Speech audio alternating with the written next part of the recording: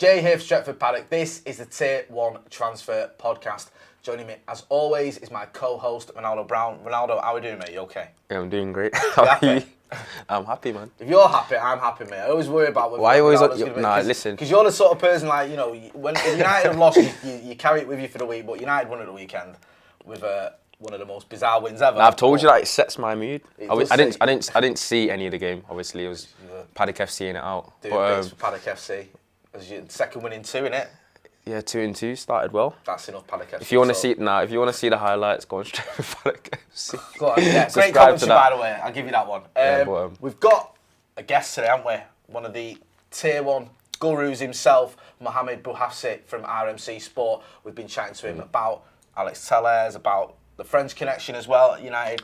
Yeah. We've been trying to get him on for a little while. We managed to get him on. He said that his English wasn't great, didn't it? His English was alright. No, his English was decent. It was very good, yeah. He was said, kind of worried you about it. might not be able to chat to me for too long because my English isn't great, but it was very good. So we've got an interview with him where we ask him all about the latest transfer news, and here's what he had to say. Mohamed, thanks for joining us. Thank you. The first thing I wanted to ask you about was Alex Telles to United. What's the latest? First of all, sorry for my English, and thank you so much for your welcome. And I'm very happy to speak with you and to speak with the fans of Manchester United's big club in England and in the world. The news about Alex Telles is pretty straightforward. Manchester United want Alex Telles. The player wants to come to United. I announced it several months, 1 or 2 weeks, I think. I announced this information, and we feel that it's confirmed now. The player has reached an agreement with Manchester United, and everything is in order now. And now we need to come an agreement between Porto and Manchester United. And it's true that it's not easy because the negotiation between Manchester United and Porto are very, very difficult. Do you think that the signing will end up actually going through? Do you actually see it happening? How confident are you that it will happen?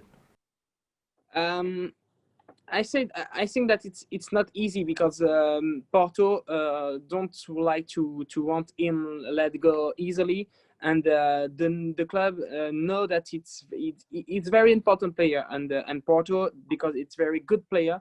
But I think that the negotiation is very tough. But I think that the most important is the point of view of the player, and I know that he would like to come to Manchester United. I think that he will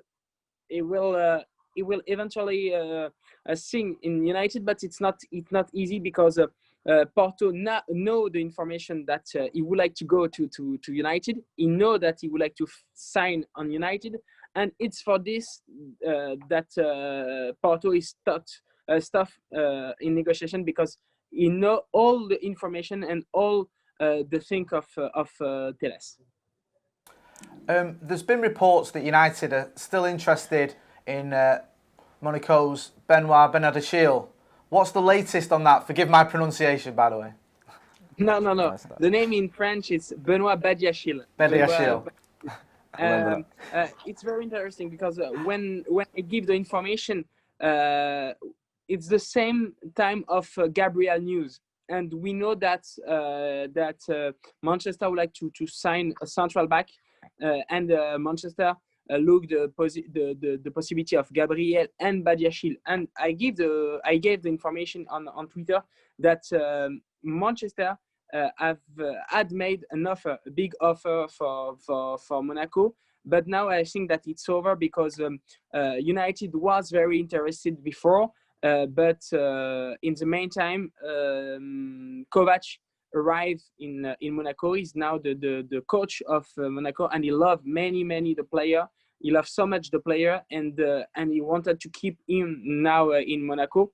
I think that now it's a player of Manchester, and he will stay in for Monaco. He will stay in Monaco because now he have the confidence of Kovac. And I think that he will stay in Monaco, and I think that it's over for Manchester. But you know because you know that Manchester is big club, because this summer Manchester would like to sign him.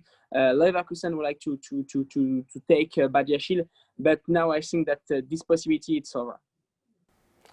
Never mind. Now we've seen previously that United have been linked to Frenchman Ousmane Dembele. Do you actually see him coming to the club? Possibly. I think that it's not possible because I know very well in Ousmane Dembele, and I know that he wants to be successful at Barcelona, and he wants to continue to try everything there and to do better in Barcelona because he likes the life in Barcelona, he likes the city, he likes the people, and his preparation was good, and he wants to be successful on this club because he know that it's a big club on the world. He know that it's the club of his dream, and I think that it's not possible for this summer. But I'm sure, and I have this information that Manchester would like to take Ousmane Dembele, but I think that for this summer it's not possible. Mohamed, we're still waiting to see if Paul Pogba will sign a new deal at Manchester United. Do you expect him to commit to the club anytime soon? It's a very good question, very interesting question, because I know very well Paul since 8 years. First of all, it's very big player, very good player with head incredible because he's many ambitious, many professional. For the new contract, I don't have precise information, but I think that he will stay in Manchester United because, according to my several contacts in Manchester United, I know that Manchester would like to build around him and want to offer him a bigger contract and would like to keep Paul in the project of United. I think that all the staff of Manchester are focused on the possibility that I have Paul on the center of the project, and I think that it's very important to have one big player for Paul on the club. And on to another Frenchman for United. How impressed were you with Anthony Martial last season, and can you see him or envisage him? Yeah, I know you're very impressed, but can you see him becoming a regular for France as well? I love so much this player.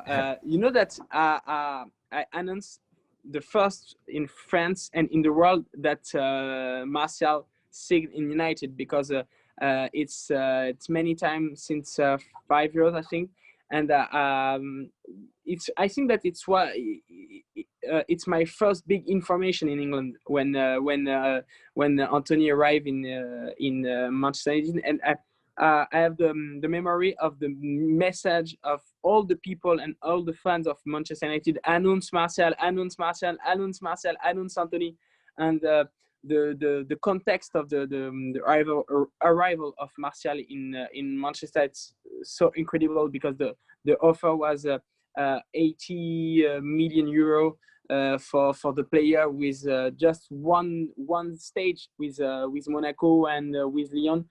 It's a incredible signing for Manchester, but I love this player because he's so fantastic. He can play in all the position of the forward, and he creating pretty crazy things. It goes fast, dribbles, and eats. I love the player, but I think that if he don't have physical worries, physical problem, he will be successful. Do you think he's happy at Manchester United, Anthony Martial? No. I'm sure because I know the player. I'm sure that he is happy on the Manchester. I know that the relationship between Anthony and Ole Gunnar Solskjaer, it's incredible. Ole Gunnar give many information to Anthony, and he speak a lot with Anthony, and Anthony loved the United fans, and the relationship between the fans of Manchester United and Anthony is so incredible. I know that during the season with Jose Mourinho, the relationship between Jose and Anthony was so difficult. He take the number of the jersey to give him to Zlatan Ibrahimovic, and I think that now you have a very good player and you have a big player focused on the project of Manchester United. Definitely, we all love Anthony Martial. Definitely Martial FC. Yeah. Just one final question, Mohamed. We ask everyone: have you got any news on Jaden Sancho? Do you know anything? What's the latest? Anon Sancho. I have always heard the same thing, that this was Manchester United's priority, and that he had come to an agreement with Manchester, because I know that Jaden Sancho would like to play in Manchester United, and this has even been the case for several months. But Manchester United didn't would like to pay the 120 million euro asked by Dortmund. Dortmund don't want to give up, and just 1 million, and United doesn't want to pay so much, and it's very difficult situation, because Sancho is happy in Dortmund, and with Haaland, with Guerrero, with Witsel, with Hazard, and he wouldn't like to go to the battle with Dortmund, because because Dortmund was a very big club and very professional. But I know that he reached an agreement with United, and he would like to join United. But I think that now I wouldn't like to say that it's over, because for Badiashile, for me it's over. But I wouldn't like to say that it's over. But I think that it's too difficult. And for me, when you speak with the staff of Dortmund, all the people say it's finished. He can't leave Dortmund this summer. But we will see in one year. I think that this signing, it's too important for negotiating the last week of the Mercato. For me, it's too difficult, but I think that in one year or 2 years, we can show Jaden Sancho in Old Trafford, because if he reach an agreement now, he would like to play in United, and it's for this that for me it's big possibility. All right, don't sound too confident. No, it doesn't sound like we're going to get Jaden Sancho, but no, certainly not yet anyway. Mohamed, thanks for speaking to us. We know you're very busy, and we appreciate you coming and chatting to us, and all the fans appreciate it too. Sorry for my English. Sorry for your English is very good. It's better than ours. Sorry, because I work, and I didn't prepare this interview, because I love to speak with my sincerity, and it's for this that thank you so much. Thank you for your host, and I would like to say that the fans of Manchester United are so incredible on Twitter. I receive many messages, and I'm happy to see that they have many French players, because I have many news of the French player. And I know that it's not big news, but I know that Manchester United loves the French player and the French. In France we speak of, because we're very stronger. We love the post formation with the player of 18, 19, 17, and I know that Manchester United work hard and work better in France with this player profile. And I think that in 2 or 3 years we will see many players of this typical profile in Manchester United, and it's for this that, for example, Manchester would like to work on the possibility of Badiashile, because they work in France and they work good. And I hope that in 2 or 3 years you can show many French players in the United. I hope so as well, because we've had some fantastic French players at Manchester United. Thank you so much. Thanks a lot. Thank you. Bye. Bye.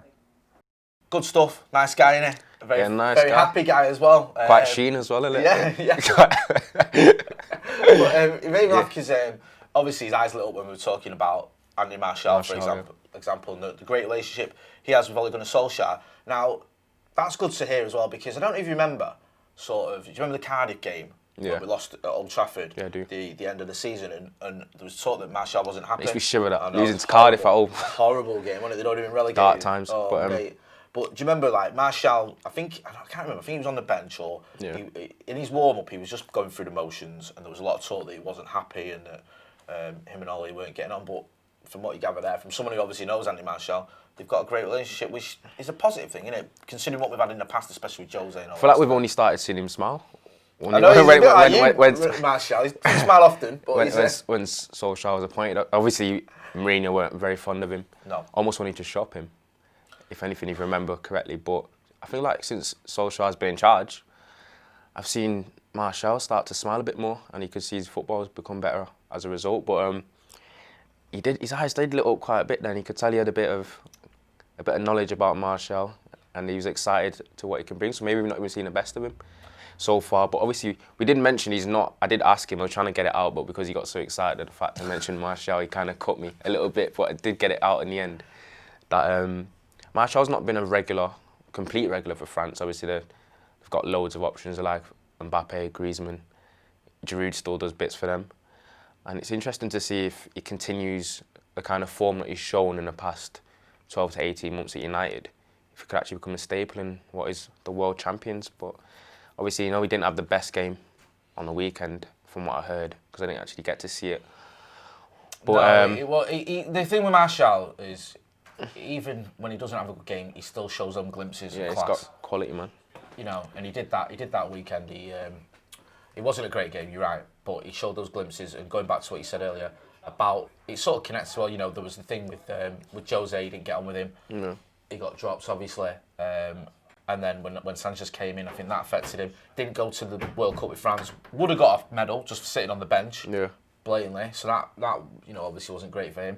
And also, it was interesting what Mohamed said then. He said about how Martial wasn't happy about when his number got took off him, and then he gets his number back. He gets the number 9, and he gets that things role. Like that kind of irks a player, innit? Yeah. Just give him a number. You don't remember that. You don't think about that. You don't think actually, do you know what he's been given that number 9. He's been given that role in the team, and he's shining for it. Another thing that Bouhafsi was talking about obviously was Paul Pogba. Says that he gets the feeling that United want to build the club or the team, around Paul Pogba. Does that make sense to you? Having that attitude and trying our best to keep him as long as we can? No, 100%. Yeah. Regardless of what anyone wants to say, he's still one of the best midfielders in the world. And I feel like what we've seen from him in the start of the season might be just the fact that after Corona effects, obviously he got quite ill. And I feel like he's just starting I think he's a bit of a slow burner sometimes, Pogba. Like when he gets his legs under him and he gets going, then you can see the best of him. I know he sometimes can be a little bit inconsistent, but players like Pogba, they're match winners, and that's what you need. So even if he's not playing well in certain games, a glimpse of class or something what will kind of pull out that maybe he and maybe one or two others in the whole world of football can do, and kind of open a game for us.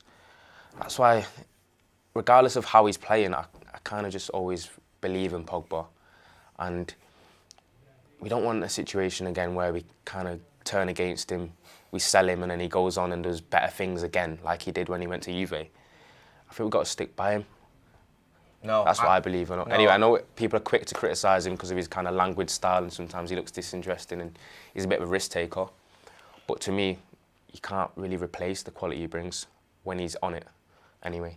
No, I agree, and I think it's interesting because Pogba obviously had a difficult season last season. He was injured for a lot of it. Then everyone was sort of losing their minds because he went to his brother's wedding or whatever it was. He played basketball and all that sort of stuff. But part of the problem is when the team's not performing and you can see them missing Paul Pogba and he's not playing, it does get a lot of people. It gets the backup, especially after he said he wanted to leave and he wanted a new challenge. But we saw it when he came back for the Spurs game, the very first game after lockdown. He comes off the bench and he just changes the game like that with that little bit of class. In terms of transfers, I mean, it was more the same, really, wasn't it? I mean, obviously he knows about the Tellers deal. That looks like it's on the horizon anytime soon. Even by the time you're watching this, it may even have got over the line.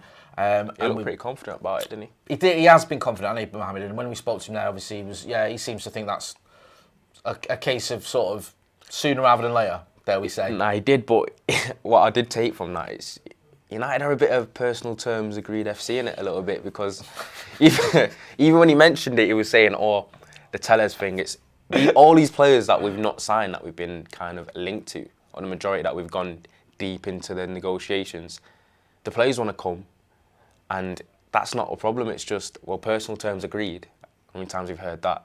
But it's just us as the club or United and the fees with the club that we're obviously trying to buy him from, and it's just never. I don't know why is it so difficult. Are we just stubborn? Are clubs purposely a bit difficult when they're dealing with United? I'm not sure what it is, but it shouldn't be as difficult as it's being made to seem with the way United kind of do business, especially if you compare it to the other top 6 sides or the other teams that we're kind of rivaling in what happens to be the top 4 race still, because it looks like we still, it's early days yet, but it doesn't look like we quite still bridge the gap when it comes to the likes of Liverpool and challenging for a title.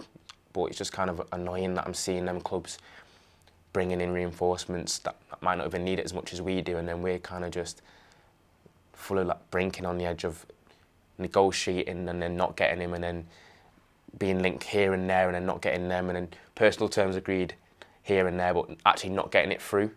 And the only basically the only signing we've managed to achieve all transfer window is Donny van der Beek, and that's basically because of the strong connection there with Edwin van der Sar, and that is actually the only reason that it kind of went in so seamlessly. It just seems that when it's a little bit difficult and United actually need to pull a finger out and just be a little bit more, I don't know, forceful, show a bit more grit in terms of like showing the kind of ambition where I know the club's not a place where we actually need it to be. So I'm going to make sure we sign these. I'm going to sign these players and do whatever it takes to actually get it done. I don't know. It's just frustrating. I'm obviously not going to get upset and start crying on video, but I'm ranting a little bit. But no, I get it, mate. You know, when you look at sort of since Fergie retired, you know, the transfer policy hasn't made much sense a lot of the time, and a lot of these deals that we've done under Ole, you know, you look at them and you think, okay, you know, I rate Aaron Wan-Bissaka, I rate Harry Maguire, but those are deals that basically we paid the asking price. There was no, oh, we managed to get a bargain or we managed to sort of negotiate. Palace wanted 50 million, they got it. Leicester wanted 80 million plus 5 million add-ons, they got it. Yeah. Those negotiations both took around 2 weeks. In the end, we ended up paying what they want. Daniel James, Leeds wanted him for £4.5 million. That was a done deal on transfer deadline day in January. 5 months later, when that fell apart, we buy him for 15 million. Yeah. So again, it's not really the bargain that everyone makes it out to be. Odion Ighalo, we get him at 11:30 when he's knocking on his director's door saying, please let me go to Manchester United. Smacks of desperation. Yeah. Even Bruno, who's been a great signing. We didn't get him in the summer when we should have done. We didn't get him at the beginning of January, which should have been as the latest point we did get him. We waited until the end of January, until after we'd been beaten by Burnley. And even then, the only reason I feel that deal got done was because no one came in with a concrete offer for him. And we were able to get him for what looks like a relative bargain of around 47 million quid. So when you look at it all, and Van der Beek, the one you mentioned, Edwin van der Sar, sort of, and Ollie seems to have got together, there's no real way where you go, oh, United have done a real transfer coup then. That's real.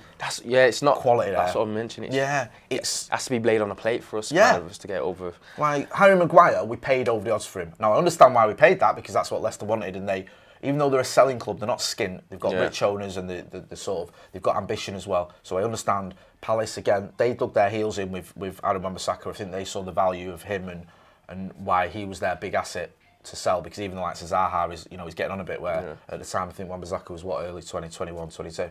So we haven't got any of those bargains. We haven't got any of those little deals that Fergie used to be able to do, getting on the phone to people and making them happen. And as Bouhafsi's mentioned there, you know, it looks like the Tellers deal is going to happen, but it's dragging on a little bit in terms of, you know, we've gone to the player first, his agent, then we'll go to the club. It seems we do things a bit arse about face. You know, with Sancho, we've gone to him, apparently we've got the deal, he's happy to go, but he's not forcing through a move, and at the time of speaking, we don't even know if that move's going to happen. Moving on from Mohamed Bouhafsi, and thanks for him coming on the channel, we much appreciate it, and check him out on RMC Sport and on Twitter if you want updates and all the latest transfer news. As we said earlier, he's very reliable. What other stories have you got for us? You've been looking at what some of the other Tier 1 transfer... We said the latest to do with United is the AC Milan and possible Dalot departure, which is what Romano's basically tweeted about recently. And what do you actually think about the low departure. I know obviously we've got Aaron Wan-Bissaka as right back first choice, and then you've got the kind of shakiness with the Luke Shaw and Brandon Williams left back side not shown, whereas the kind of unsurety about them both as of now. Obviously Luke Shaw's obviously had a bit more time. We haven't really got a notable backup to Aaron Wan-Bissaka that we're kind of confident in, which many people might actually think Dalot might be, but the fact that we're getting rid of him, what do you kind of think about that, Jay? I've not got your opinion on Dalot actually. I quite like. Apart from you mocking the news one time about Dalot, but I'm not going to speak about that. But anyway, he never lets it go, this guy. Right.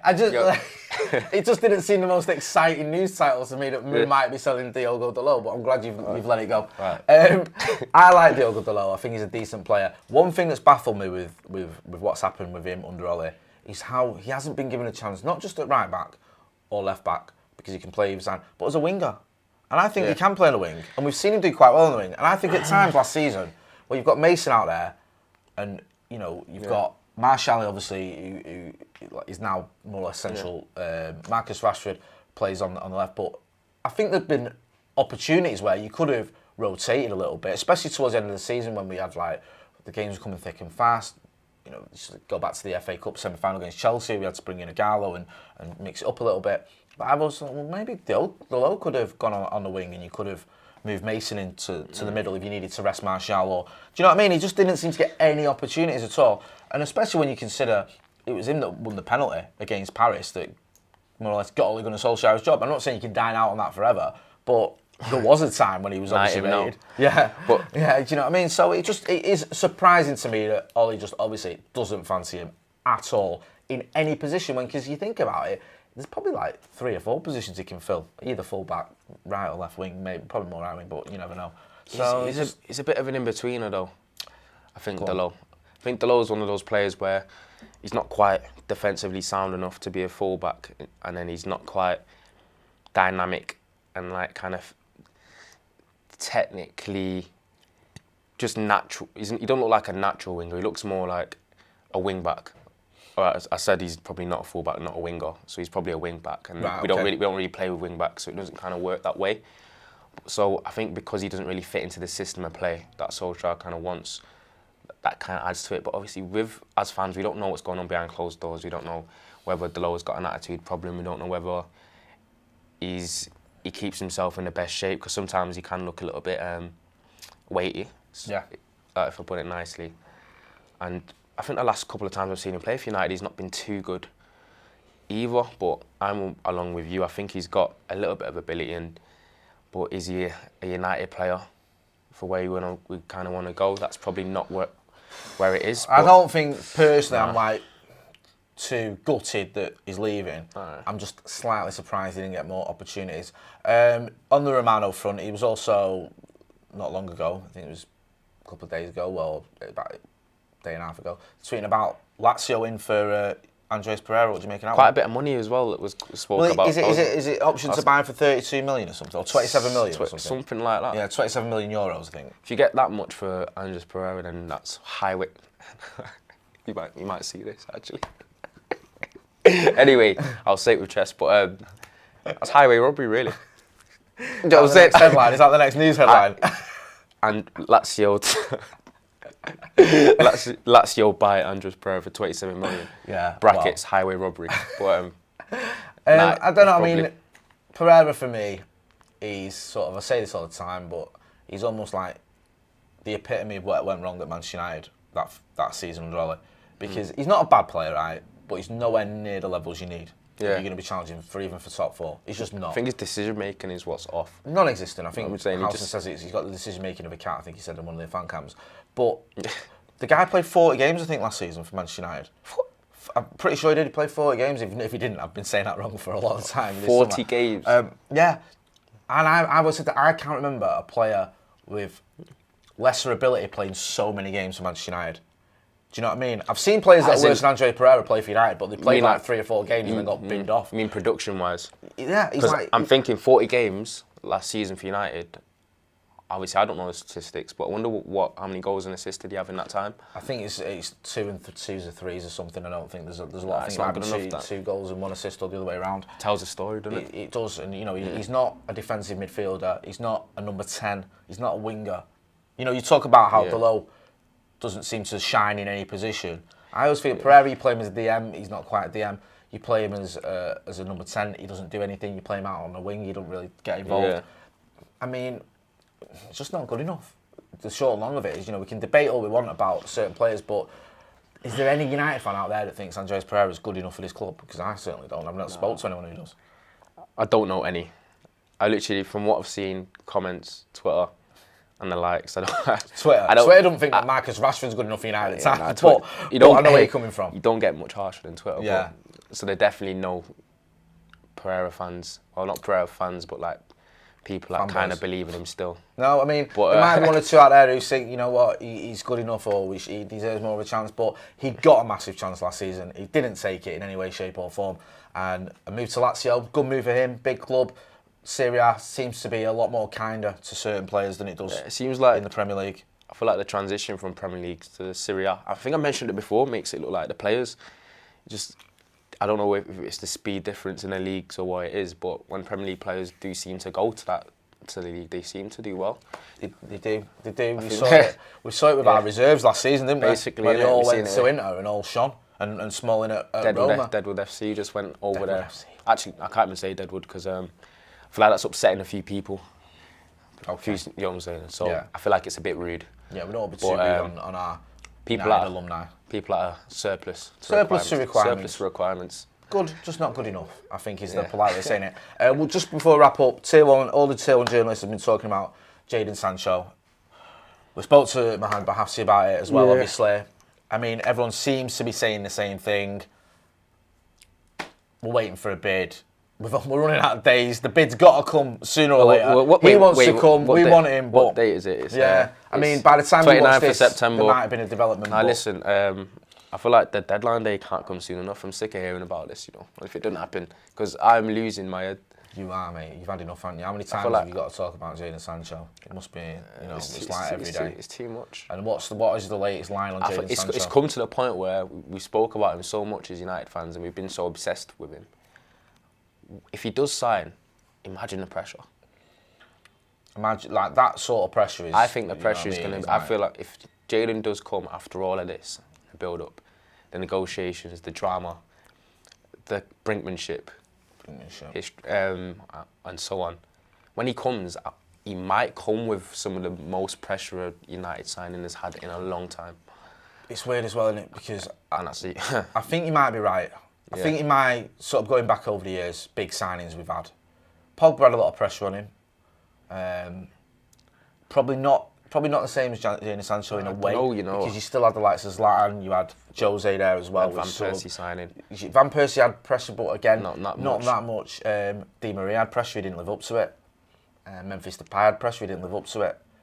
Sanchez had pressure, didn't live up to it. But he didn't have the circus that this. No, but for this to drag on this long and to what is potentially going to be, because if you coincide a record fee. Yeah, if you coincide it with how United are kind of looking now, we're not looking like amazing. If you're being honest, or we're scraping wins. That's a polite way of saying it. We're scraping wins at Brighton, we're losing to Palace at home. It's almost if we signed Sancho now, he's going to be viewed as the sort of saving grace almost, Saviour. And then if he doesn't produce, then there's going to be hell to pay. I would have to pay. I don't know, man. You're right, and you make a good point, but I just want to see us get a fucking deal done. Don't get me wrong. I want to sign him. I know you do. I'm just thinking it from his side. I just love to be able to make that analysis or that sort of comment on him once he's in a United shirt, because like you, I'm sick of the circus and the saga or whatever you want to call it that has gone around Jaden Sancho. I think that just about wraps it up. Otherwise, we're just going to be going on and on about Jaden Sancho for the next 3 hours. And I think we've all had enough of that. This has been the Tier 1 Transfer Podcast. Ronnie, thanks for co-hosting with me as always. And a big thank you to Mohamed Bouhafsi for joining us over from France. Much appreciated. Don't forget to hit like, share and subscribe. And don't forget also, we'll be giving you daily updates. We'll have transfers live at night. We've got a big transfer deadline day bonanza planned for the deadline day. Have we? First time I'm hearing about it. Well, it. you're involved, so I could have told you earlier. don't book anything in on Monday because you've got things to do. Well, we'll be giving you live updates. Yeah. We'll have McCullough will be here, Joe will be here, Ronnie will be here, he's just found out, and we'll have reports from Old Trafford will be in the studio as well. So if we do have any breaking news, if United do sign Jaden Sancho, Alex Telles or anyone else, we'll be able to tell you about it. This has been a Tier 1 Transfer Podcast. Thanks for watching.